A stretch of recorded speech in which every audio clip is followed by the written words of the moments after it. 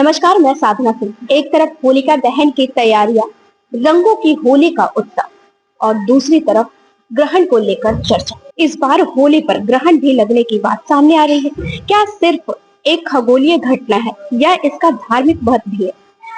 क्या ग्रहण के कारण होली या होलिका दहन पर कोई प्रभाव पड़ता है? क्या पूजा का समय बदलता है? क्या रंग खेलने से पहले कोई विशेष सावधानी रखनी चाहिए? इन्हीं तमाम सवालों पर आज हम बात करेंगे कान्हा महाराज से और जानेंगे आस्था क्या कहती है, शास्त्र क्या कहती है। तो आइए चलते हैं पंडित जी के पास। पंडित जी, भरोसा 24 सच्ची बात भरोसे के साथ में आपका बहुत बहुत स्वागत है।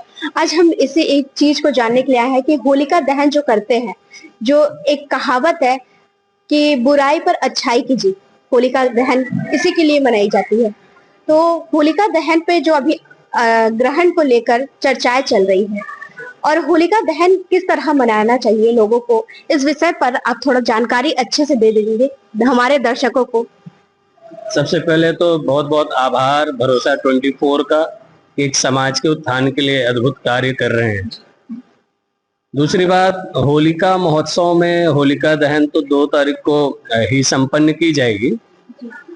जिस दिन होली है 3 तारीख को पूर्णिमा के दिन ग्रहण लगा हुआ है, चंद्र ग्रहण उस दिन होगा। जिस दिन होलिका हमको 3 तारीख को नहीं मनानी है, तो हमको 4 को मनानी चाहिए होलिका, क्योंकि 3 को ग्रहण है।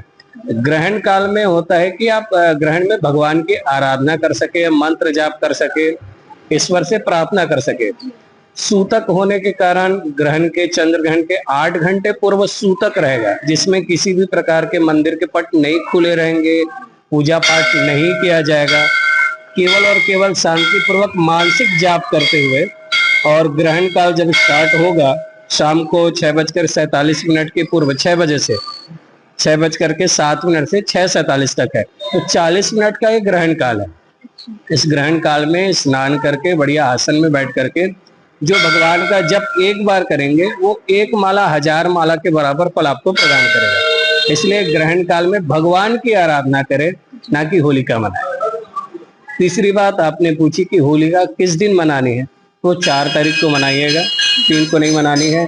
आपने पूछा कि होलिका दहन का क्या महत्व है, तो प्रहलाद को जलाने के लिए होलिका ने गलत विचार से प्रहलाद जी को, हिरण्यकश्यप के पुत्र को गोद में बिठाया, लेकिन भगवान की भक्ति करने के कारण होलिका जल गई, लेकिन प्रहलाद जी नहीं जले। इसलिए बुराई में अच्छाई की जीत, इसको आपने शुरुआत में हमसे जो बात कही कि बुराई में अच्छाई की जीत कैसे हुई, तो इसी प्रकार हमारे जितने भी दोष हैं, हम होलिका में अपने दोषों को जलाते हुए एक नया विचारधारा ला करके कि अपने जीवन को अच्छा कैसे करें, मंगलमय कैसे बनाए, उस विचार को स्थापित करने। और यदि कोई चाहता है कि उसके शरीर की व्याधियां, कष्ट वगैरह दूर हो, तो एक नारियल ले, पीला सरसों ले, 7 बार अपने बॉडी से उतारे और 7 बार उतार करके उस पीला सरसों को जलती हुई होलिका में डाले, अग्नि में डाले और नारियल को भी उसमें अर्पण कर दे, तो अवश्य ही आपकी नकारात्मक ऊर्जा नष्ट होगी और एक सकारात्मक ऊर्जा आप में प्रवेश करेगी। तो पंडित जी, एक चीज आपसे ये भी जानना चाहूंगी कि जैसे होलिका दहन में इस बार समय को लेकर थोड़ा सा उतार चढ़ाव देखा गया है कि कब होगा होलिका दहन, तो इस बार होलिका दहन कितने बजे करने का समय आप बताएंगे? एक्चुअल मुहूर्त है रात को 1:26 से 2:38 तक। एक्चुअल यदि शास्त्रीय परंपरा जाए तो वो मुहूर्त है। और कई लोग होते हैं जो होलिका दहन केवल दिखावे के लिए करते हैं, उनको मुहूर्त से तिथि से कोई मतलब नहीं, वो कभी भी प्रज्वलित कर ले, कभी भी जला ले।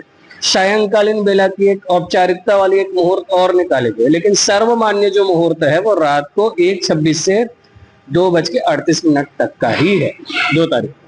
तो पंडित जी, रात के समय में होलिका दहन करेंगे लोग या करना चाहिए लोगों को कि नहीं? होलिका दहन का महत्व है कि अपनी सारे परिवार की नकारात्मक ऊर्जा को विनाश करना, उसमें भस्म कर देना। तो हमको लोगों को दिखावे के लिए या स्टेटस लगाने के लिए या लोगों को इनवाइट करने के लिए तो होलिका दहन नहीं कर रहे, हम होलिका दहन कर रहे हैं अपने पापों के नाश के लिए। तो जो एक्चुअल मुहूर्त है जिसमें वो सभी ग्रह बैठ करके हमारे कुंडली को, हमारे लाइफ को अच्छा करेंगे, हमको उस टाइम पे ही करना चाहिए। तो जिनको ये ज्ञात हो रहा है और जिनको जानकारी हो रही है कि रात्रिकालीन का मुहूर्त है, वो अवश्य रात को ही करें। जैसे 31 को रात को डांस करते हैं ना लोग, तब तो टाइम नहीं देखते, लेट हो रहा है घर जाना, साल का एक मुहूर्त है, उसके अनुसार उनको चलना चाहिए। तो सर हमारे दर्शकों को आप कुछ संदेश देना चाहेंगे? भरोसा 24 सच्ची बातों के साथ ये जो एक नया कार्य प्रारंभ किया है, इनको बहुत बहुत साधुवाद है। और मैं लोगों से भी अपील करूंगा कि आप इसको फॉलो करें, सब्सक्राइब करें, ताकि आपको सही समय में सही सूचना प्राप्त होती रहे। जय सिया राम, जय हनुमान। तो आपने देखा ही कि कान्हा महाराज ने जो होलिका दहन को लेकर बातचीत की हमसे, तो आपने देख ही लिया। और आगे भी ऐसे ही अपडेट्स के साथ हम बने रहेंगे। उसके लिए देखते रहिए भरोसा 24। कैमरामैन सन्नी के साथ मैं साधना।